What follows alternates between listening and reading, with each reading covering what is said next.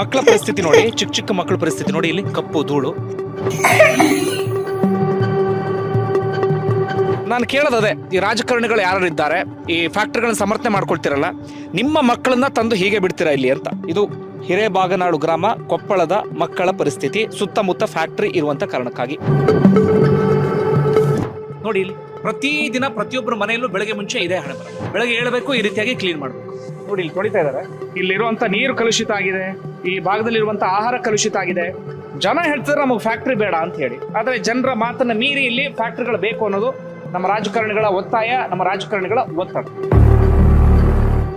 ಆ ಕಪ್ಪು ಧೂಳಿದೆಯಲ್ಲ, ಅದು ಸುತ್ತಮುತ್ತ ಎಲ್ಲ ಕಡೆಗಳಲ್ಲೂ ಕೂಡ ಹೋಗಿ ಕೂತ್ಕೊಳ್ಳುತ್ತೆ. ಮಕ್ಳು ಹೆಂಗ್ ಓದಬೇಕು ಅಂತ ನನ್ಗೆ ಅನ್ಸೋದಕ್ಕೆ ಶುರು ಆಗ್ಬಿಡುತ್ತೆ. ಒಳಗಡೆ ಕೂತಂತವ್ರಿಗೆ ಧೂಳು, ಮಕ್ಳಿಲ್ಲಿ ಆಟ ಆಡೋಕ್ ಬಂದ್ರೆ ಆ ಕಪ್ಪು ಧೂಳು, ಇಲ್ಲಿ ಎಲ್ಲಿ ಓಡಾಡಿದ್ರು ಧೂಳು. ಇದು ಕೃಷಿ ಜಮೀನು. ನೋಡಿ ಇಲ್ಲಿ ಜನರ ಪರಿಸ್ಥಿತಿ ನೋಡಿ. ಈ ರೀತಿಯಾಗಿ ಒಂದು ಊರನ್ನ ಸ್ಮಶಾನ ಮಾಡಿ ಇನ್ಯಾರಿಗೋ ಲಾಭ ಮಾಡ್ಕೊಡ್ಬೇಕು ಅಂದ್ರೆ ಏನ್ ಹೇಳ್ಬೇಕು ಹೇಳಿ. ಇವರೆಲ್ಲ ನಂಬ್ಕೊಂಡಿರೋದು ಈ ತುಂಗಭದ್ರಾ ಇರುವಂತ ಕಾರಣಕ್ಕ ಕೃಷಿ ಜಮೀನನ್ನ, ಹೈನುಗಾರಿಕೆಯನ್ನ. ನೀವು ನೋಡಿ ಇಲ್ಲಿ ಆಕ್ಚುಲಿ ಬಿಳಿ ಕಲರ್ದಲ್ಲಿ ಇರ್ಬೇಕಿತ್ತು, ಬಿಳಿ ಕಲರ್ನಲ್ಲಿ ಕಂಪ್ಲೀಟ್ ಕಪ್ಪಾಗಿದೆ. ಇದನ್ನೇನಾದ್ರೂ ಹಸು ತಿಂತು ಅಂದ್ರೆ ಹಸು ಪರಿಸ್ಥಿತಿ ಹೇಗಾಗ್ತದೆ? ಇದನ್ನ ಯಾವ ಜನಗಳು ಏನು ತಿಂತಾ ಇಲ್ಲ, ತಿಂದ್ರೆ ಎಲ್ಲ ಸತ್ತು ಹೋಗ್ತಾ ಇದೆ. ವರ್ಷಕ್ಕೆ ಪರಿಸ್ಥಿತಿ ಅದೇ, ರೈತರು ಸಾಯ್ತಾ ಇದ್ದಾರೆ, ಜಾನುವಾರುಗಳು ಸಾಯ್ತಾ ಇದ್ದಾವೆ. ಆಮೇಲೆ ಇಲ್ಲಿ ಇರ್ತಕ್ಕಂಥ ಜನಗಳು ಯಾರು ಬದುಕಲ್ಲ. ಸಣ್ಣ ಹುಡ್ರಲ್ಲಿದ್ದ ಹಿಡಿದು ಇವತ್ತು ಏನಾಗ್ತದೆ, ಕ್ಯಾನ್ಸರ್ ಬರ್ತಾ ಇದೆ. ನಮ್ಮ ಕೊಪ್ಪಳ ತಾಲೂಕು ಹುಬ್ಬಳ್ಳಿ ಕಡೆಗೆ ಹೋದ್ವಿ ಅಂದ್ರೆ ಎಲ್ಲಿ ಕ್ಯಾನ್ಸರ್ ಐತೆ ಅಂದ್ರೆ ನಮ್ಮ ಕೊಪ್ಪಳ ತಾಲೂಕು ಕ್ಯಾನ್ಸರ್. ನೋಡಿ ಸರ್, 68 ಎಕರೆ ಕೆರೆ ನೀರು ತುಂಬಿದೆ, ಬಟ್ ನೀರಿದೆ, ಭೂಮಿ ಇದೆ, ಜನನೂ ಇದ್ದಾರೆ, ಬಟ್ ವ್ಯವಸಾಯ ಮಾಡ್ಕೊಂಡು ಜೀವನ ಮಾಡೋಕ್ಕಾಗ್ತಾ ಇಲ್ಲ. ಯಾಕಂದ್ರೆ ಈ ಆಳದ ಕಂಪ್ನಿಗಳಿಂದ, ಕಾರ್ಖಾನೆಗಳಿಂದ ಆಗ್ತಾ ಇಲ್ಲ. ಈ ಕಾರ್ಖಾನೆಗಳು ಹೋಗ್ಲೇಬೇಕು ಸರ್. ಯಾಕಂದ್ರೆ ಇಲ್ಲಿ ಯಾರಿಗೂ ಅವ್ರು ಕೆಲಸ ಕೊಟ್ಟಿಲ್ಲ. ಕೆಲಸಕ್ಕೆ ಇರೋರು ಉತ್ತರ ಭಾರತದವರು. ಇಲ್ಲಿ ಯಾರಾದ್ರೂ ಕೆಲಸಕ್ಕೆ ಹೋದ್ರೆ ಉತ್ತರ ಭಾರತದವ್ರು ಯಾರು ಮ್ಯಾನೇಜರ್ ಓದಿದ್ದು ಆಗಿದಾರಲ್ಲ, ಅವ್ರ ಕೈ ಕೆಳಗಡೆ ಇವ್ರು ಕೆಲಸ ಮಾಡ್ತಾರೆ, ಜಮೀನು ಕೊಟ್ಟಂತವ್ರು. ಏನೂ ಇಲ್ಲ ಇಲ್ಲಿ. ಮತ್ತೆ ನೀವು ಶಾಲೆ ಇಲ್ಲಿಗೆ ಬರಲ್ಲ. ಶಾಲೆ ಅಂದ್ರೆ ಇಲ್ಲಿ ಕಪ್ಪು ಧೂಳು ಬೀಳುತ್ತೆ ಅಂತ ಶಾಲೆಗಳು ಜಾಸ್ತಿ ಇಲ್ಲ. ಬೇರೆ ಯಾವ ವ್ಯವಸ್ಥೆನೂ ಇಲ್ಲಿ ಮಾಡಲ್ಲ ಅಂತ ಪರಿಸ್ಥಿತಿ. ಯಾವ ಅಭಿವೃದ್ಧಿ? ಸರ್ಕಾರ ಕೇಳಿದ್ರೆ ಅಭಿವೃದ್ಧಿ ಅಭಿವೃದ್ಧಿ ಅಂತ. ಯಾವ ಅಭಿವೃದ್ಧಿ? ಜನರ ಬದುಕನ್ನು ಹಾಳು ಮಾಡಿ ನೀವು ಏನು ಮಾಡ್ತೀರಿ? ಬಂಧುಗಳೇ, ಇದು ಈ ಭಾಗದಲ್ಲಿ ಬಹಳ ಪ್ರಸಿದ್ಧ ಅಂದ್ರೆ ಗವಿಸಿದ್ದೇಶ್ವರ ಮಠ. ನೀವೆಲ್ಲರೂ ಕೂಡ ಕೇಳಿರ್ತೀರಿ, ಜಾತ್ರೆಗೆ ಪ್ರಸಿದ್ಧವಾಗಿರುವಂತಹ ಮಠ. ಗವಿಸಿದ್ದೇಶ್ವರ ಶ್ರೀಗಳ ಬಗ್ಗೆಯೂ ಕೂಡ ಕೇಳಿರ್ತೀರಿ. ಅದರ ಶಾಖಾ ಮಠ ಇದು, ಹಿರೇಬಾಗನಾಳು ಗ್ರಾಮದಲ್ಲಿರುವಂತಹ ಶಾಖಾ ಮಠ. ನೋಡಿ ಮಠದ ಒಳಗಡೆ ನೋಡಿ. ಇದು ಅಂದ್ರೆ ಇದು ಮಠದ ಒಳಗಡೆ ಇಲ್ಲ, ನಾನು ಬರೀ ಇದೊಂದು ಉದಾಹರಣೆ ತೋರಿಸ್ತಿದ್ದೀನಿ. ನಾನು ಹಂಗೆ ಹೋದ್ರೆ ಪ್ರತಿ ಮನೇಲೂ ನಿಮಗೆ ಇದರ ಚಿತ್ರಣ ಸಿಗುತ್ತೆ. ನೋಡಿ ಇಲ್ಲಿ ಇಲ್ಲಿ ಇವ್ರು ಗುಡಿಸ್ತಾ ಇದ್ದಾರೆ. ಒಂಚೂರು ಪೊರಕೆ ಕೊಡಿ ಸರ್. ಇಲ್ಲಿ ನೋಡಿ, ಇಲ್ಲಿ ನೋಡಿ, ಇಲ್ಲಿ ಇದು ಕಪ್ಪು ಧೂಳು. ನಾನು ಮತ್ತೆ ಮತ್ತೆ ಅದನ್ನೇ ಹೇಳ್ತಾ ಇದ್ದೀನಿ, ಮನುಷ್ಯನ ದೇಹದ ಒಳಗಡೆ ಹೋದರೆ ಏನಾಗಬೇಡ ಪರಿಸ್ಥಿತಿ ಅಂತ ಹೇಳಿ. ಇದು ಕೃಷಿ ಜಮೀನಿನ ಮೇಲೆ ಈ ಧೂಳು ಬಿತ್ತು ಅಂತಾದರೆ ಅಲ್ಲಿ ನೀವೇನಾದರೂ ಬೆಳೆ ಬೆಳೆಯೋದಕ್ಕೆ ಸಾಧ್ಯ ಆಗುತ್ತಾ? ನೋಡಿ ಇಲ್ಲಿ ನಾನು ಹಿಂಗೆ ಗುಡ್ಡೆ ಹಾಕಿದ್ರೆ ನಿಮಗೆ ಇಲ್ಲಿ ಇದು ಈ ರೀತಿಯಾಗಿರೋದಿಲ್ಲ. ನೋಡಿ ಇಲ್ಲಿ ಪ್ರತಿದಿನ ಪ್ರತಿಯೊಬ್ಬರ ಮನೆಯಲ್ಲೂ ಬೆಳಗ್ಗೆ ಮುಂಚೆ ಇದೇ ಹಣೆ ಬರ. ಬೆಳಗ್ಗೆ ಏಳಬೇಕು, ಈ ರೀತಿಯಾಗಿ ಕ್ಲೀನ್ ಮಾಡಬೇಕು. ಕ್ಲೀನ್ ಮಾಡಿ ಸಂಜೆ ಆಗೋ ಟೈಮಿಗೆ ಮತ್ತಷ್ಟೇ ಕಪ್ಪು ಧೂಳು ಬಂದು ಕೂತಿರುತ್ತೆ. ನೋಡಿ ಇಲ್ಲಿ ತೊಳಿತಾ ಇದ್ದಾರೆ. ನೋಡಿ ಪೂರ್ತಿ ಸಂಪೂರ್ಣವಾಗಿ ಆ ಕಪ್ಪು ಮಣ್ಣು ಅಥವಾ ಕಪ್ಪು ಧೂಳು. ಇದು ಕೇವಲ ಒಂದು ಗ್ರಾಮದ ಪರಿಸ್ಥಿತಿ ಅಲ್ಲ, ಹೆಚ್ಚು ಕಡಿಮೆ ಒಂದು 20 ಗ್ರಾಮಗಳಲ್ಲಿ ಇದೇ ರೀತಿಯಂಥ ಪರಿಸ್ಥಿತಿ. ಕಾರಣ ಮತ್ತೆ ಮತ್ತೆ ಹೇಳ್ತಾ ಇದ್ದೀನಿ, 21 ಫ್ಯಾಕ್ಟ್ರಿ ಸುತ್ತಮುತ್ತ ಇರುವಂಥ ಕಾರಣಕ್ಕಾಗಿ ಜನ ಇವತ್ತು ಈ ರೀತಿಯಾಗಿ ಒದ್ದಾಡೋ ರೀತಿಯಲ್ಲಿ ಆಗಿದೆ. ನೋಡಿ ಯಾವ ರೀತಿಯಾಗಿ ಆ ನೀರು ಹೆಂಗಿದೆ ಅಂತ.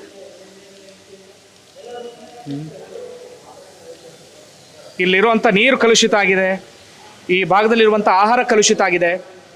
ಜನ ಹೇಳ್ತಾರೆ ನಮಗೆ ಫ್ಯಾಕ್ಟ್ರಿ ಬೇಡ ಅಂತ ಹೇಳಿ, ಆದರೆ ಜನರ ಮಾತನ್ನು ಮೀರಿ ಇಲ್ಲಿ ಫ್ಯಾಕ್ಟ್ರಿಗಳು ಬೇಕು ಅನ್ನೋದು ನಮ್ಮ ರಾಜಕಾರಣಿಗಳ ಒತ್ತಾಯ, ನಮ್ಮ ರಾಜಕಾರಣಿಗಳ ಒತ್ತಡ.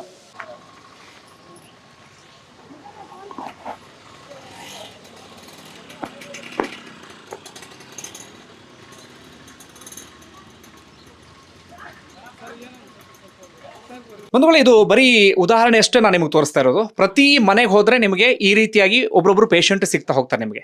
ಇಲ್ಲಿ ಶ್ವಾಸಕೋಶದ ಸಮಸ್ಯೆ, ಆಸ್ತಮಾ ಸಮಸ್ಯೆ, ಒಂದಷ್ಟು ಜನರಿಗೆ ಕ್ಯಾನ್ಸರು, ಒಂದಷ್ಟು ಜನರಿಗೆ ಚರ್ಮ ರೋಗ, 108 ಸಮಸ್ಯೆ.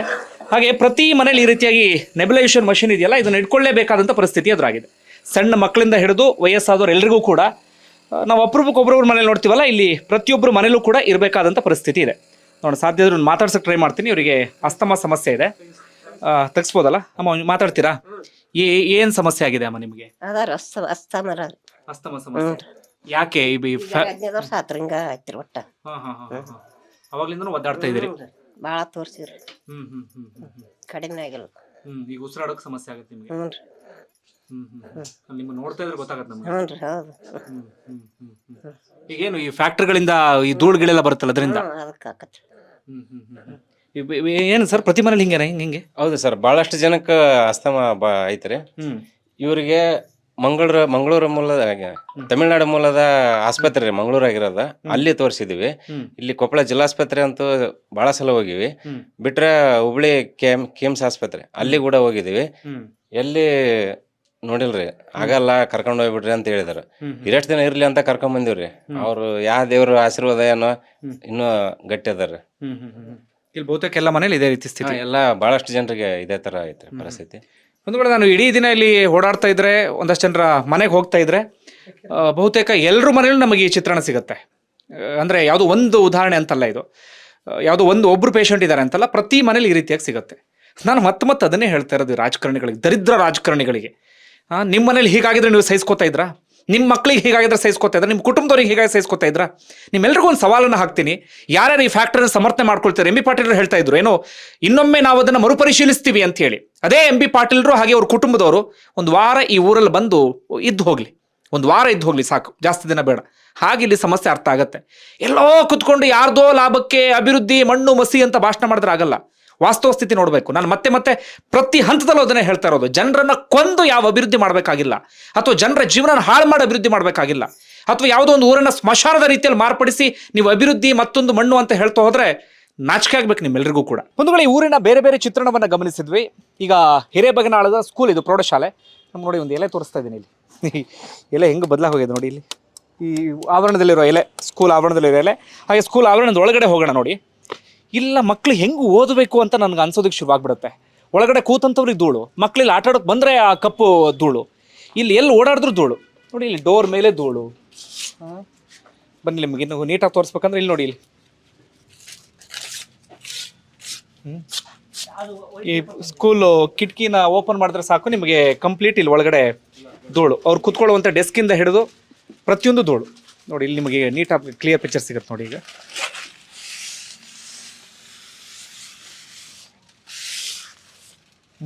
ನೋಡಿ, ಯಾವುದೋ ರಸ್ತೆ ಧೂಳಲ್ಲ, ನೀವು ಬೇರೆ ಕಡೆ ರಸ್ತೆ ಧೂಳೆಲ್ಲ ಕಾಣುತ್ತಲ್ಲ, ಆ ಧೂಳಲ್ಲ ಇದು. ಫ್ಯಾಕ್ಟ್ರಿ ಧೂಳು. ಪ್ರತಿಯೊಬ್ಬರ ಬದುಕನ್ನ ಫ್ಯಾಕ್ಟ್ರಿ ಕಿತ್ಕೊಳ್ತಾ ಇದೆ. ವಯಸ್ಸಾದವರಿಂದ ಹಿಡಿದು, ಚಿಕ್ಕ ಮಕ್ಕಳಿಂದ ಹಿಡಿದು, ಸ್ಕೂಲಿಗೆ ಹೋಗೋ ಈ ಮಕ್ಕಳಿಂದ ಹಿಡಿದು ಎಲ್ಲರ ಬದುಕನ್ನು ಕಿತ್ಕೊಳ್ತಾ ಇದೆ. ಇವರು ಮತ್ತೆ ಭಾಷಣ ಮಾಡೋದು ಅಭಿವೃದ್ಧಿ ಮತ್ತೊಂದು ಮಗದೊಂದು ಅಂತೇಳಿ. ಇಬ್ಬರು ಗ್ರಾಮಸ್ಥರು ಮಾತಾಡ್ತೀನಿ ಇದೇ ವಿಚಾರಕ್ಕೆ ಸಂಬಂಧಪಟ್ಟಾಗೆ. ಸರ್ ಮಾತಾಡ್ತೀರಾ? ಏನು ಹೇಳ್ತೀರಿ ಸರ್ ಈ ವಿಚಾರಕ್ಕೆ ಸಂಬಂಧಪಟ್ಟಾಗ? ಇದ್ರ ಬಗ್ಗೆ ಹೆಂಗ ಜೀವನ ಮಾಡ್ಬೇಕು ವಿಚಾರ, ಹುಡ್ರು ಭಾಳ ಮಕ್ಕಳು ವಿಷಯ ಹೆಂಗ್ ಮಾಡ್ಬೇಕು. ಈಗ ನಾವಂತ ಆಗಿವತ್ತು ನಮ್ದು, ಮುಂದೆ ಮಕ್ಕಳ ಪರಿಸ್ಥಿತಿ ಹೆಂಗ, ಅದ್ರ ಬಗ್ಗೆ ಏನು ಎಲ್ಲ ಹೇಳಿದ್ರೆ ಎಲ್ಲ ಐತಿ, ಕಲ್ಲ ಕೈ ಮುಗಿತು, ಎಲ್ಲ ಮುಗಿತು. ಯಾರು ಎಷ್ಟ ಹೇಳಿದ್ರೆ ಅರ್ಥ ಮಾಡ್ತಾರ. ಏನು ಪ್ರಯೋಜನ ಆಗಿಲ್ಲ, ಏನಾಗಿಲ್ಲ ಎಲ್ಲಿ ಐತ್ರಿ? ಎಷ್ಟು ವರ್ಷದ ಹೇಳಕದ ಹಂಗ ಐತಿ ಇವತ್ತಿಗೆ. ಅದಕ್ಕೆ ಕಲಾಮಂದಿರ ನಮ್ಗೆ ಗೊತ್ತಿದ್ದ ಕಲಾ ನಿಮ್ಮ ಒದ್ರಿ ಬರೀ ಸರ್ ಇಲ್ಲಿ ನೋಡ್ರಂತದ ಹಿಂಗೆ ತೋರಿಸ್ಬೇಕಲ್ರಿ ಗೌಡ್ರ ಅಂದ್ರೆ ಬರ್ರಿ ಅಂತ ಅವ್ರಿಗೆ ಹಿಂಗೆ ಹೋಗ್ಯಾರ, ಒಳ್ಳೆ ಬರ್ಲಿ ಅಂತಂದ್ರೆ ಎಲ್ಲರೂ ಊರಾಗ ಹಿಂಗೆ ಐತಂದ್ರೆ ಎಲ್ಲಿ ತನ ಮಾತಾಡೋಕೋದು, ಯಾರಿಗಂತ ಹೇಳ್ಬೇಕು ನಾವು ಹೋಗಿ. ಒಬ್ರಿಗೆ ಹೇಳ್ತೇವೆ, ಊರು ಹೇಳ್ತಾರ, ಇನ್ನೊಬ್ರು ಹೇಳ್ತಾರ. ಅದಕ್ಕೆ ಹೆಣ್ಮಕ್ಳು ಮೊನ್ನೆ ಸ್ಕೂಲಾಗ ಕಿತ್ತಕ್ಕಂತ ಬಂತ ಒಬ್ರು ನೋಟಿಸ್ ತಗೊಂಡು ಹೋದ್ರಿ ಇಲ್ಲಿ. ನಾಳೆ ಮಕ್ಕಳು ವಿಚಾರ ಮಾಡಕ್ಕೆ ಹೆಂಗ, ನಾವು ಗಿಣಿಯರು ಕಲ್ತವಾಗ ಹಿಂಗೈತು. ಈಗ ಮಕ್ಕಳಿಗೆ ಕಲ್ಸಕ್ಕೆ ಬೇರೆ ಊರಿಗೆ ಕಳ್ಸೋಕ್ಕಾಗತ್ತಾ? ಮುಂಜಾನೆ ದುಡಿಯಕ್ಕೆ ಹೋಗ್ತಿರ್ತಾರೆ, ತಮ್ಮ ಮಾಡಿಗೆ ಬರ್ದು ದುಡ್ಕೊಂಡು ತಿಂತಿರ್ತಿರ್ತಾರ. ನಾಳೆ ಹೆಂಗೆ ಮಾಡ್ತೀರಿ ನೀವು ಒಟ್ಟು ಮಕ್ಕಳ ಬಗ್ಗೆ? ಅಲ್ಲ ಹೆಂಗಾಗಿದೆ ಅಂದ್ರೆ ಯಾವ ಗ್ಯಾರಂಟಿ ಮೇಲೆ ಸ್ಕೂಲಿಗೆ ಕಳ್ಸೋಣ ಅನ್ನಂಗಾಗಿದೆ ಈ ತರ ಧೂಳು ಬಂದ್ರೆ. ಅವ್ರು ಬೆಂಗಳೂರು ಮೇಡಮ್ ಅವ್ರು ಬಂದ್ರೆ ಮೊನ್ನೆ ಯಾರು ನೋಡ್ಕೊಂಡು ದುಡ್ಡು ಸರ್, ಅಲ್ಲಿ ಆ ಕಾಲ ಮುಂದೆ ಕುಂತಲ್ಲಿ ಹೇಳಿದ್ರು ನಾವು. ಅವ್ರು ಬಂದ್ರೆ ನೋಡಕ್ಕಂದ್ರೆ ತೋರ್ಸಕತ್ರ ಹಿಂಗ್ರಿ ಅಂತಂದ್ರೆ ಹಿಂಗಲ್ಲಮ್ಮ, ಇಲ್ಲಿ ಬರೀ ಊರ ಡಂಗ್ರ ಹೊಡ್ರಿ ತೋರಿಸ್ರಿ, ಅಲ್ಲಿ ಕರ್ಕೊಂಡು ಊರಕ ಹೆಣ್ಮಕ್ಳಿಗೆ ಮಕ್ಕಳಿಗೆ ತಾಯಿ ಗುರು ತಂದೆಲ್ಲ ಮೊದ್ಲಾಗ ಅವ್ರು ಊರಕ್ಕೆ ಹೋದ್ರೆ ಗೊತ್ತಾಗತ್ತೆ. ಜನರಿಗೆ ಕರೆಸಿ ಮಿಕ್ಕಿನ್ ಮಾಡಿ ತೋರಿಸಿದ್ರೆ ಅದು ಗೊತ್ತಾಗತ್ತೆ. ಮಾತಾಡ್ಸರ್ ಏನಂತೀಯ ಪುಟ? ಯಾವ ಕ್ಲಾಸ್ ನೀನು? 10th. ಇಲ್ಲಿ ಈ ತರ ಧೂಳು ನನ್ನ ಪ್ರಕಾರ ನೀವು ಕುತ್ಕೊಳ್ಳೋ ಡೆಸ್ಕ್ ಮೇಲೆ ಹಿಂಗ್ ಧೂಳು ಬರುತ್ತೆ. ಕಪಾಕ ಸರ ಆಮೇಲೆ ಇದು ದುರ್ದಾಯ ಕಮ್ಮಿ ಆಗಲ್ಲ ಸರ. ಈಗ ಹೊರಗಡೆ ಆಟ ಆಡಕ್ ಬಂದಾಗ್ಲೂ ಹಿಂಗ್ ಧೂಳು ಬರುತ್ತಾ? ಹ್ಞೂ ಸರ್, ಏಕ ಇರ್ತೇವೆ ಸರ್. ರಾತ್ರಿ ಒಂದಿಟ್ಟು ಮಕ್ಕನಕ್ಕೂ ಬಿಡಲ್ಲ ಸರ್. ನನಗೊಂದು ಸ್ವಲ್ಪ ಹೊತ್ತಿದ್ದಕ್ಕೆ ಕಣ್ಣೂರಿ ಮೂಗೂರಿ ಎಲ್ಲ ಬರ್ತಾ ಇದೆ. ನಿಮ್ಗೂ ಹಂಗೆ ಆಗತ್ತೇನಲ್ಲ? ದಿವಸ ಆಕ ಸರ್, ದಿವಸ ಡಾಕ್ಟರ್ ತಕ ಹೋಗಿ ತೋರ್ಸ್ಕೊಂಬರ್ತೇವೆ ಸರ್. ನೀವೆಲ್ಲ ಕೇಳ್ಬೇಕು ಸರ್ಕಾರಕ್ಕೆ. ಏನ್ ಕೇಳ್ತೀರಿ ಪುಟ? ಫ್ಯಾಕ್ಟ್ರಿ ಇದ್ ಮಾಡಿ ಅಂತೀರಾ, ಬಂದ್ ಮಾಡಿ ಅಂತೀರಾ? ಹ್ಞೂ ಸರ್. ನೋಡಿ ಇದು ಇಲ್ಲಿ ಪರಿಸ್ಥಿತಿ. ಹಿಂಗಾದ್ರೆ ಏನ್ ಮಾಡ್ಬೇಕು ಬಂಧುಗಳೇ? ಇಲ್ಲಿಗೆ ನಾನು ಈ ಈ ಈ ಸ್ಕೂಲಿಗೆ ವಿಡಿಯೋನ ಮುಗಿಸ್ತಾ ಇದ್ದೀನಿ. ಹಾಗೆ ಇನ್ನೊಂದು ಗ್ರಾಮಕ್ಕೆ ಹೋಗ್ತೀನಿ ನೆಕ್ಸ್ಟು. ಅಂದರೆ ಬರೀ ಒಂದು ಗ್ರಾಮದ ಚಿತ್ರಣ ತೋರಿಸಿ ನಿಮ್ಗೆ ಅರ್ಥ ಆಗಲ್ಲ, ಹಾಗಾಗಿ ಪಕ್ಕದ ಇನ್ನೊಂದು ಗ್ರಾಮವನ್ನು ತೋರಿಸ್ತೀನಿ. ಆದರೆ ಅತಿ ಹೆಚ್ಚು ಬಾಧಿತ ಗ್ರಾಮ ಅಥವಾ ಅತಿ ಹೆಚ್ಚು ಸಮಸ್ಯೆ ಆಗ್ತಿರೋದು ಹಿರೇಬಗನಾಳು ಗ್ರಾಮ. ಯಾಕಂದರೆ ಈ ಆಸುಪಾಸಿನಲ್ಲೇ 21 ಫ್ಯಾಕ್ಟರಿ ಇದೆ. ಇನ್ನೊಂದು 10 ವರ್ಷಕ್ಕೆ ನಾನು ಮತ್ತೆ ಅದನ್ನು ಹೇಳ್ತಾ ಇದ್ದೀನಿ, ರಿಪೀಟ್ ಮಾಡ್ತಾ ಇದ್ದೀನಿ, ಇನ್ನು 10 ವರ್ಷಕ್ಕೆ ಪರಿಸ್ಥಿತಿ ಎಲ್ಲಿಗೆ ಹೋಗಿ ತಲುಪುತ್ತೋ ಗೊತ್ತಿಲ್ಲ. ನೋಡಿ ಇಲ್ಲಿ ಎಲ್ಲ ಕಡೆ ನಿಮ್ಗೆ ಹಂಗೆ ಧೂಳು ತೋರಿಸ್ತದೆ, ನಿಮಗೆ ಬೇಕಾದಷ್ಟು ಕಡೆ ಸಿಗ್ತಾ ಹೋಗುತ್ತೆ. ಇಲ್ಲಿರುವಂಥ ಮರದಿಂದ ಹಿಡಿದು ಪ್ರತಿಯೊಂದು ವಸ್ತುಗಳ ಮೇಲೂ ಕೂಡ ನಿಮಗೆ ಇಲ್ಲಿ ಧೂಳಿದೆ.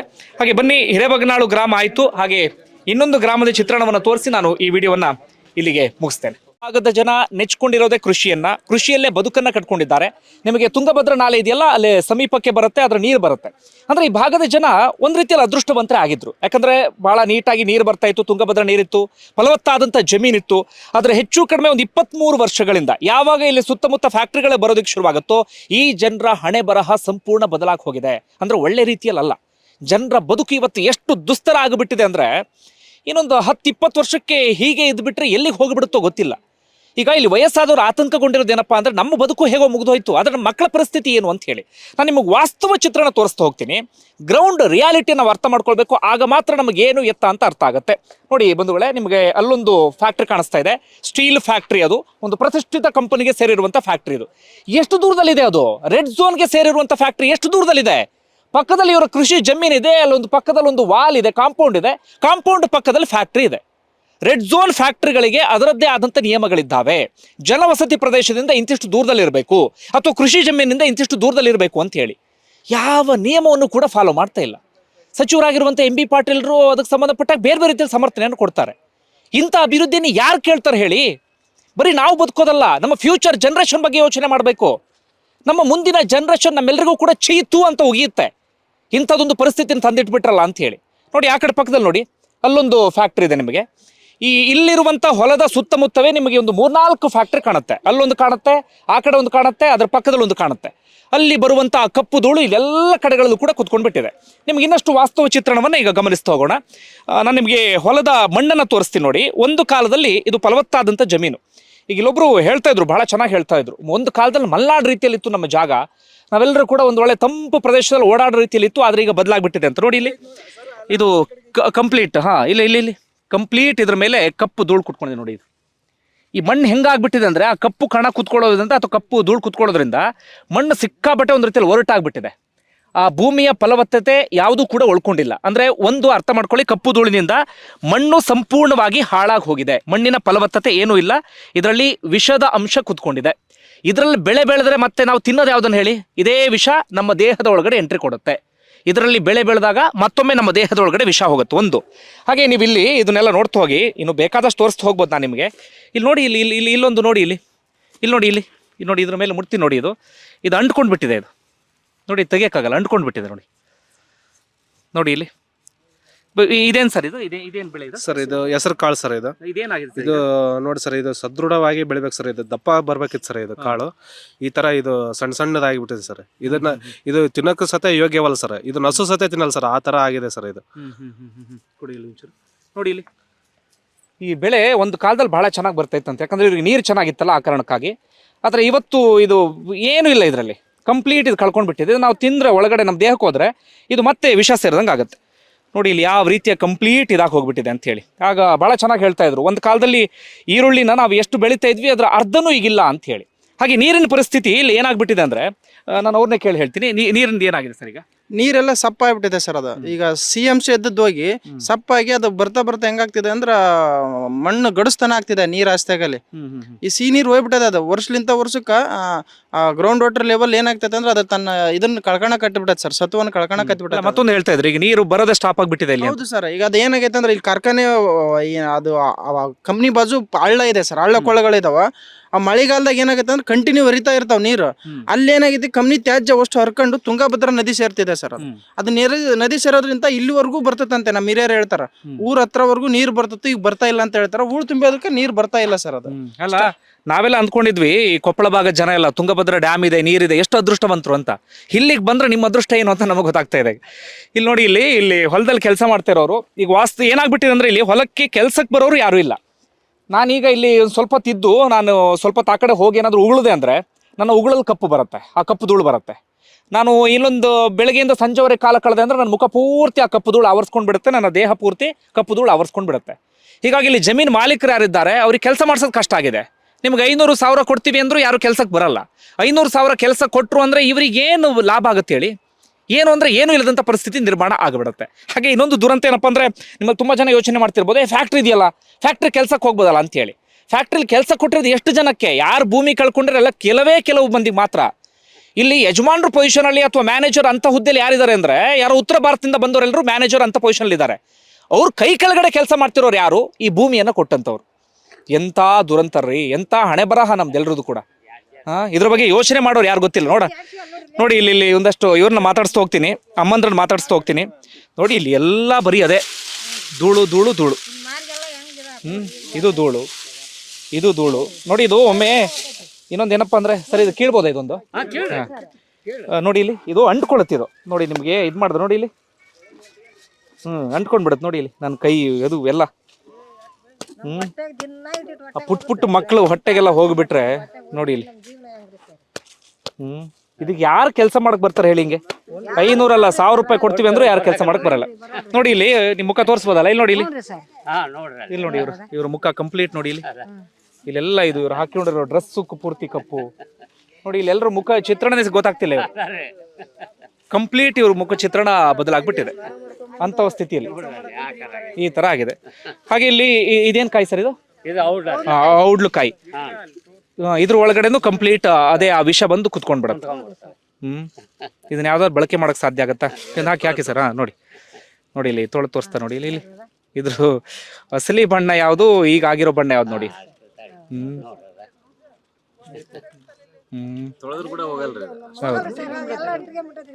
ಅದೇ ಮತ್ತೊಂದು ನನ್ಗೆ ಅನ್ಸೋದೇನಪ್ಪ ಅಂದ್ರೆ, ನಾವು ಮಾಧ್ಯಮದವರು ಅಷ್ಟೇ, ಆ ಹೀರೋಯಿನ್ ಹಂಗ ಮಾಡಿದ್ಲು, ಆ ಹೀರೋ ಹಿಂಗ್ ಕುಣ್ದ ಅಂತ ವರದಿಗಳಿಗಿಂತ ಇಂಥದನ್ನ ಹೆಚ್ಚೆಚ್ಚು ಜನರಿಗೆ ತೋರಿಸಿದಾಗ ಮಾತ್ರ ಅರಿವಿಗೆ ಬರುತ್ತೆ. ಇದು ನೋಡಿ ಇದು ಹೆಸರು ನೋಡಿ, ಇದನ್ನ ಹಸು ಕೂಡ ತಿನ್ನಕ್ಕಾಗಲ್ಲ.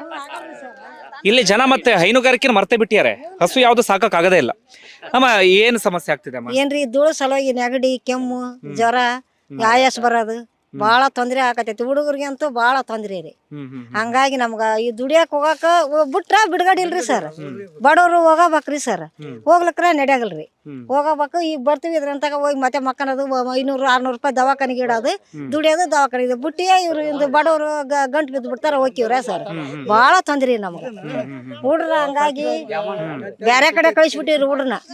ಮತ್ತೆ ಇಲ್ಲಿ ಹುಡ್ರಿಗೆ ನಮ್ಗ ಇಷ್ಟು ಸಮಸ್ಯೆ ಐತೆ ಅಂದ ಆತ ಗಿಡಿಗೇರಿ ಹಂಗ ಅಲ್ಲೆಲ್ಲ ಬಿಟ್ಬಿಟ್ಟಿವ್ರಿ ಹುಡ್ರನ್ನ.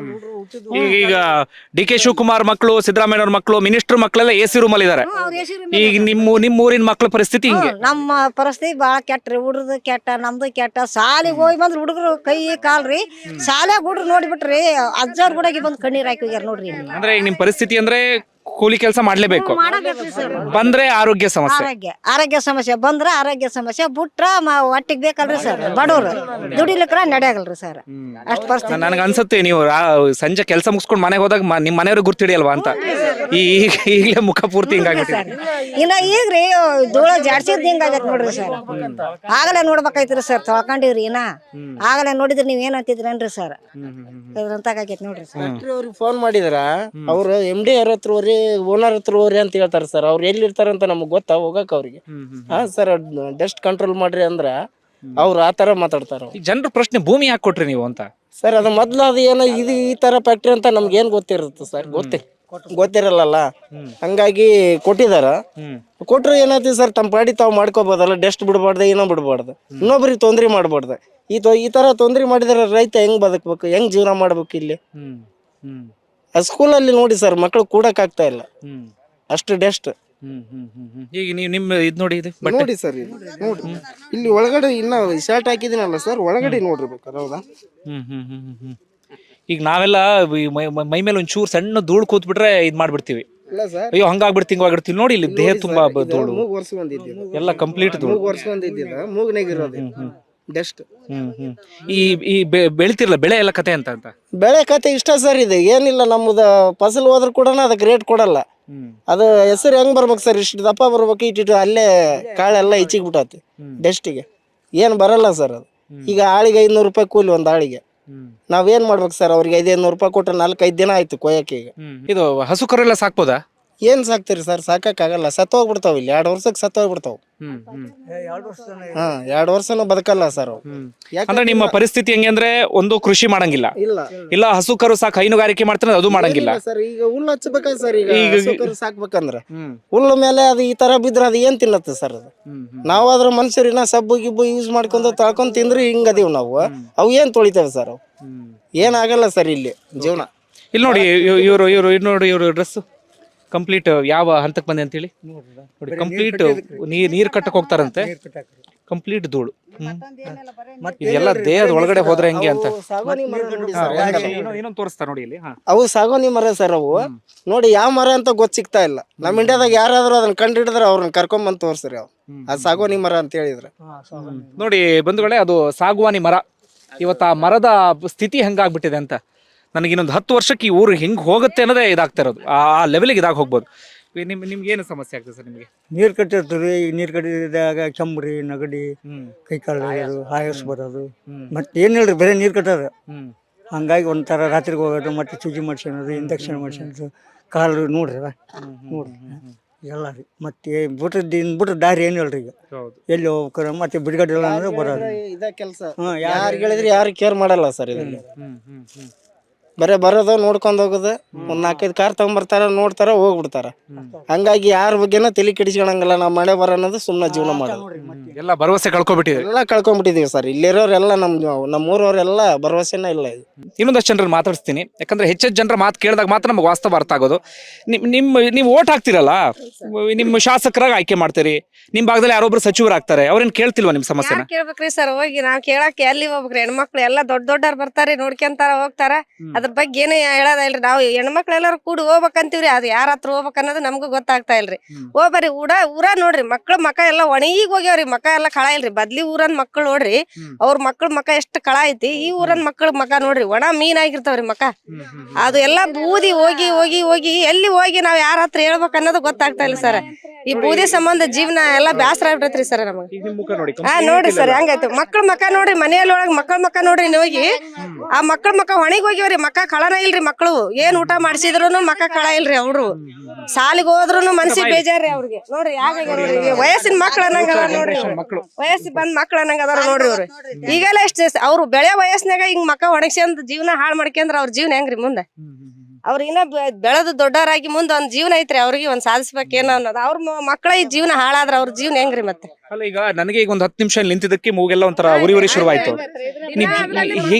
ನೀವ್ ಹೆಂಗ್ ಕೆಲಸ ಮಾಡ್ತೀರಿ ಇಲ್ಲಿ ಪಕ್ಕದಲ್ಲಿ, ಹೆಂಗ್ ಕೆಲಸ ಮಾಡ್ತೀರಿ ಅಂತ? ಇಲ್ಲಿ ಕೆಲಸ ಮಾಡೋದ್ ಏನ್ರಿ? ಯಾರ ಹತ್ರ ಹೋಗಿ ನಾವ್ ಹೇಳ್ಕೊಂಡ್ರ ಇದನ್ನ ಪರಿಹಾರ ಮಾಡ್ತಾರ ಗೊತ್ತಾಗ್ತಾ ಇಲ್ರಿ ನಮ್ಗ. ನಾವ್ ಏನ್ ಮಾಡ್ಬೇಕ್ರಿ? ಬಿಡುಗಡೆ ಇಲ್ಲ, ಇದ್ರಾಗ ಸಾಯೋದನ್ನಂಗ ಆಗ್ಬಿಡತ್ರಿ ಈಗ. ಈ ಮಕ್ಳು ನೋಡಿ, ನಮ್ದೇನ್ ಬಿಡು ವಯಸ್ಸಾಗೈತ್ರಿ, ಇಲ್ರಿ ಮಕ್ಳು ಹೆಂಗ್ ಮಾಡ್ಬೇಕ್ರಿ ನಾಳೆ? ಅವ್ರು ನೋಡ್ರಿ ಇಟ್ ಮಕ್ಳು ಅದಾರಲ್ಲ, ಅವ್ರ ಮಕ್ಕ ನೋಡ್ರಿ ಆಗೈತ್ರಿ. ಅವ್ರು ವಯಸ್ಸಿನ ಮಕ್ಳು ಅನ್ನಂಗ ಅದಾರನ್ರಿ ಅವ್ರು. ಬದ್ಲಿ ಊರಾಗ ಹೋಗ್ರಿ, ಮಕ್ಳ ಮಕ್ಕ ಎಷ್ಟ್ ಕಳ ಐತಿ. ಇದು ಸಾಲಿಗೆ ಹೋದ್ರ ಅದಾರಿ, ಮಕ್ಳು ಸಾಲಿಗೆ ಹೋದ್ರ ಅದ, ಊಟದಾಗ ಅದ, ಶಾಲ್ಯಾಗ ಅದ, ಮನ್ಯಾಗೂ ಅದ, ಎಲ್ಲಿ ಹೋದ್ರ ಅದ ಅಂದ್ರ ಅವ್ರ ಎಲ್ಲಿ ಜೀವನ ಮಾಡ್ಬೇಕ್ರಿ? ಅಲ್ಲಿ ಶಾಲ್ಯಾಗ ಅದಾರಿ, ಶಾಲ್ಯಾಗ ಇಲ್ಲ, ಅಲ್ಲಿ ಬರ್ತಾರಿ, ಅಲ್ಲಿ ನೋಡ್ತಾರ, ಹೋಗ್ತಾರ, ಅಲ್ಲಿ ನೋಡಿ ಹೋಗ್ತಾರ. ಯಾರು ಏನು ಹೇಳೋದಿಲ್ರಿ ಅದ ನೋಡಿ. ಏನ್ ಹೇಳ್ತೀರಮ್ಮ? ಅದ ಸಮಸ್ಯೆ ಮತ್ತೆ ಬೂದಿದ್ರಿ, ಮತ್ತೆ ದುಡಿಲಿಕ್ಕ ನಡೆಯಲ್ರಿ. ಕರೆ ಬೂದಿ ಮತ್ ಮನ್ಯಾಗನ ಹಂಗಾರಿ, ಮತ್ತೆ ಎಲ್ಲಾ ಮತ್ ಸಮಸ್ಯೆ ಆಗೈತ್ರಿ. ಹೊಲಕ್ ಬಂದ್ರು ಅದೇ ಕತೆ, ಮನೆಗೆ ಹೋದ್ರು ಅದೇ ಕತೆ. ಬಂದ್ರೆ ಒಂದ್ ಕಪ್ ನೀರ್ ಕೂಡ ಕುಡಿಯಲ್ರಿ ಇಲ್ಲಿ. ನಾವ್ ನೀರ್ ಕುಡಿಯಲ್ಲ ಅಂತಾರ್ರಿ ಇಲ್ಲಿ ಬಂದ್ರ. ನಮ್ ಸಂಬಂಧಿಕರು ಬಂದ್ರಿ, ನಿಮ್ ಮನೆಯಲ್ಲಿ ನೀರ್ ಕುಡಿಯೋದಿಲ್ರಿ, ನಾವ್ ಒಂದ್ ಚಾ ಸಂಗೆ ಮಾಡ್ಬೇಡ್ರಿ ಅಂತಾರ್ರಿ. ನೀವ್ ಹೆಂಗಿದ್ ಜೀವನ ಮಾಡ್ತೀರಿ ಇಲ್ಲಿ ಅಂತಾರ್ರಿ ನಮ್ಗ. ನೀವ್ ಒಂದಿನ ಬಂದಾರ ಹಿಂಗ ಅಂತೀರಲ್ಲ, ನಾವ್ ಜೀವನ ಪೂರ್ತಿ ಹೆಂಗ್ ಮಾಡ್ಬೇಕ್ ಇಲ್ಲಿ ಅಂತ ಕೇಳ್ತೀರಿ ನಾವು. ನಮ್ ಮನೆಯೊಳಗ ಸಂಬಂಧಿಕರು ಬಂದ್ರು ಕೂಡ ಒಂದ್ ಕಪ್ ನೀರ್ ಕೂಡ ಕುಡಿಯಲ್ರಿ ಸರ್. ಇಲ್ಲಿ ಒಂದ್ ಲೋಟ ಚಾ ಕೂಡ ಕುಡಿಯಲ್ರಿ ಅವ್ರಿ. ಯಾಕ ಒಲ್ಲೆ ಅಂತಾರ್ರಿ, ಕರೆ ಬೂದಿ ಐತಿ ನಿಮ್ ಇಲ್ಲಿ ಊರಾಗ ನಮ್ಗೆ ಏನು ಮಾಡ್ಬೇಡ್ರಿ, ನಾವ್ ಹಂಗ ಬಂದ್ ಹಂಗ ಹೋಗ್ತಿವಿ ಅಂತಂತಾರೆ. ಮನೆಯಾಗ ಸಂಬಂಧಿಕರು ಬಂದ್ ಒಂದ್ ಕಪ್ ಚಾ ಕುಡಿಲ್ಲ ಅಂದ್ರೆ ನಮ್ಗೆ ಎಷ್ಟು ಮನಸ್ಸಿಗೆ ನೋವು ಆಗತ್ತೆ ಹೇಳ್ರಿ. ಅವ್ರು ಕುಡಿಯಕ್ ಕೂಡ ಒಲ್ಲೆ ಅಂತಾರ. ನಾವ್ ಹೆಂಗಿರ್ಬೇಕ್ರಿ ಇಲ್ಲಿ ಜೀವನ ಪೂರ್ತಿ? ಈ ಫ್ಯಾಕ್ಟ್ರಿ ಮಾಲೀಕರನ್ನ ಏನಾದ್ರು ಟ್ರೈ ಮಾಡಿದ್ರ ಮಾತಾಡ್ಸಕ್ಕೆ? ಅವ್ರನ್ನ ಟ್ರೈ ಮಾಡಕ್ ನಮ್ಗೇನ್ ಸಿಗ್ತಾರನ್ರಿ? ಅವ್ರ ಒಳಗಿರ್ತಾರ, ಅವ್ರ ಎಲ್ಲೆಲ್ಲಿ ಇರ್ತಾರ. ನಾ ಏನ್ ಹೇಳಿವ್ರಿ ನಮ್ಮೂರ್ ಕರಿಯಮ್ಮನ ಗುಡಿಯಾಗ, ನಾವ್ ಏನ್ ದುಡಿತೀವಿ, ನೀವ್ ಹೆಂಡ್ರ ಮಕ್ಳು ಕರ್ಕೊಂಬ ಅಂತ ಕರಿಯಮ್ಮನ ಗುಡಿಯಾಗ ಬಿಡ್ರಿ ಅವ್ರನ್ನ. ಹೌದಾ?